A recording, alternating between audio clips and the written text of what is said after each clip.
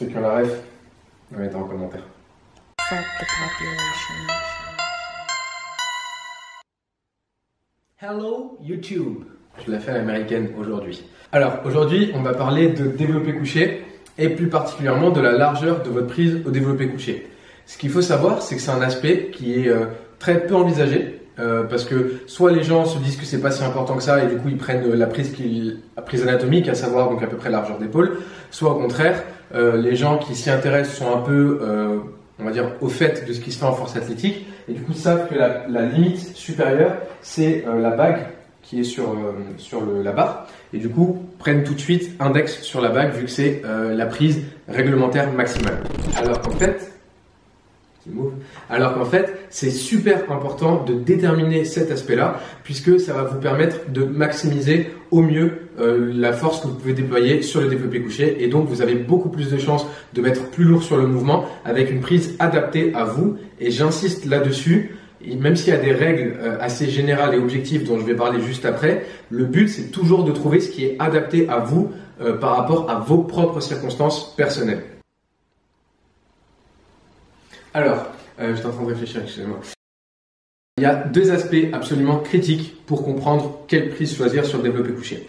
Le premier aspect, ça va être un aspect tout à fait objectif qui est que plus votre prise va être large, plus l'amplitude générale du mouvement va être réduite.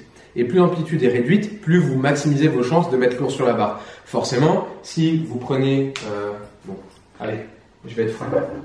Si vous prenez ce disque de 25 kg et que vous le tenez ici, vous allez pouvoir le tenir assez longtemps. Et si vous devez le tenir à bout de bras, je vais même pas essayer, mais si vous devez le tenir déjà comme ça, vous le tiendrez beaucoup moins longtemps et à bout de bras, encore moins longtemps. Du coup, plus l'amplitude générale du mouvement va être réduite, plus vous pourrez maximiser. C'est d'ailleurs pour ça qu'en force athlétique, on se sert du pontage et j'en ferai une vidéo un peu différente pour discuter un peu des tenants et des aboutissants du pontage, même si je crois avoir déjà fait une vidéo sur le placement en général sur le développé couché où je parle du pontage et si ma mémoire est bonne, la vidéo sera dans les fiches. Mais sinon, voilà, c'est pour ça, c'est parce qu'en fait ça permet encore plus de réduire cette amplitude, mais le fait de prendre une prise large va réduire de la même façon cette amplitude et je vais vous faire une démonstration tout de suite entre une prise large et une prise anatomique.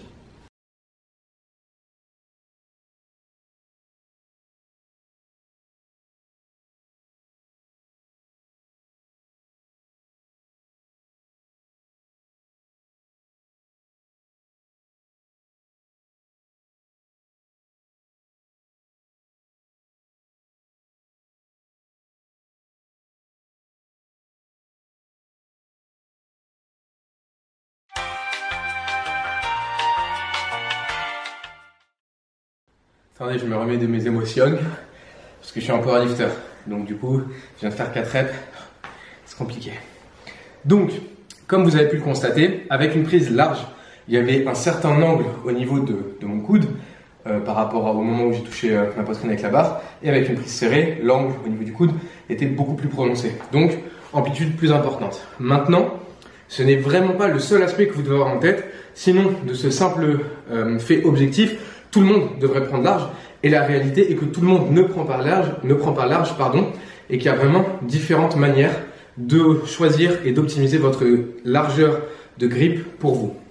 Donc en réalité, ce qu'il faut faire, c'est vous dire qu'il y a deux paramètres essentiels. Le premier paramètre, c'est le paramètre objectif de l'amplitude. Plus votre amplitude va être réduite, plus vous pourrez maximiser votre mouvement. Mais à côté de ça, il y a le paramètre de, on va dire, circonstances personnelles, circonstances propres. Et du coup, c'est un peu, votre prise doit être déterminée par la combinaison de ces deux aspects. Et ce que je veux dire par là, c'est que je vais essayer de schématiser au maximum, donc je risque de dire quelques inexactitudes, mais c'est pour que vous compreniez l'idée générale. Plus vous allez prendre large, plus vous allez avoir une demande importante au niveau de vos pectoraux, plus vos coudes vont être ouverts. Au contraire, plus vous allez prendre serré, plus ça va être vos triceps et vos épaules qui vont prendre le relais. Alors, encore une fois, c'est pas 100% de pec et 0% de triceps épaules, c'est pas 100% de triceps épaules et 0% de pec, mais c'est un peu pour vous schématiser l'ensemble.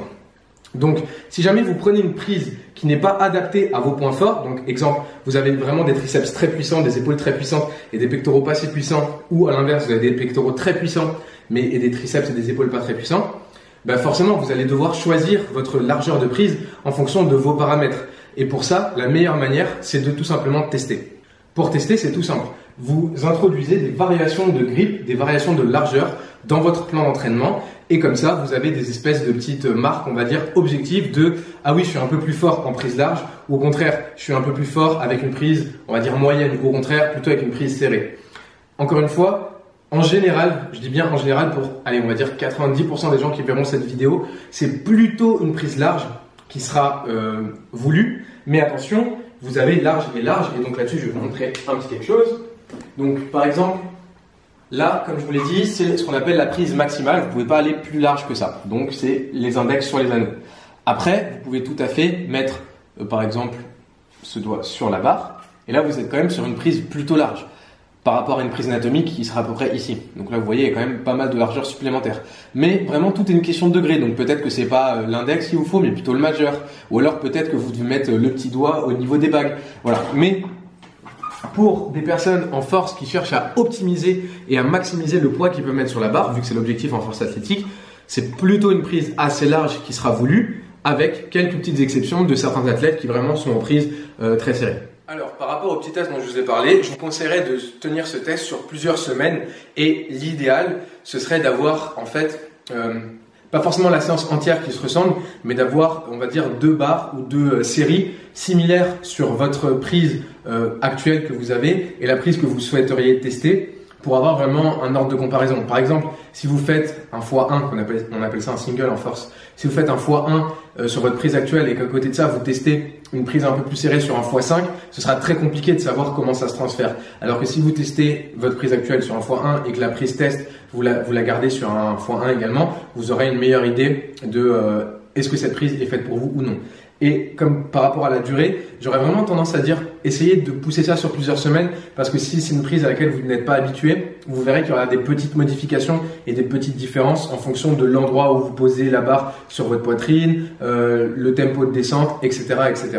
Du coup, si cette vidéo vous a plu, vous connaissez la chanson, vous vous abonnez, vous partagez, vous likez. Ça peut paraître anodin, mais vraiment moi ça m'aide beaucoup parce que ça me fait comprendre que je vais dans le bon sens. Et si vous voulez voir des drops de vidéos plus souvent, comme là c'est le cas, ben, n'hésitez pas à mettre un petit commentaire pour dire que je suis le meilleur. Non, je rigole, que c'est cool et que ça vous plaît. Et remercier aussi le caméraman qui est également mon monteur attitré. Comment il peut te remercier? Je sais pas, il me dépose des monsters devant la salle. Voilà, on va vous mettre une adresse et vous vous envoyez des monsters à cette adresse parce que votre pote est fan de Monster. Ou alors si vous travaillez chez Monster, n'hésitez pas à lâcher le sponsor pour Nistouille. Et forcément, si jamais c'est le cas, il y aura un code PANAGE10 parce que vous savez que votre boy vous met toujours dans les bons plans. Voilà, cette vidéo est donc terminée. Et puis si vous avez des idées de vidéos ou des choses que vous voudriez voir, n'hésitez pas à le mettre dans les commentaires. Et de manière générale, si vous avez une question et que je peux y répondre, je le ferai. Je réponds en général à tous les commentaires. Des gros poutous et je vous dis à très vite pour une nouvelle vidéo.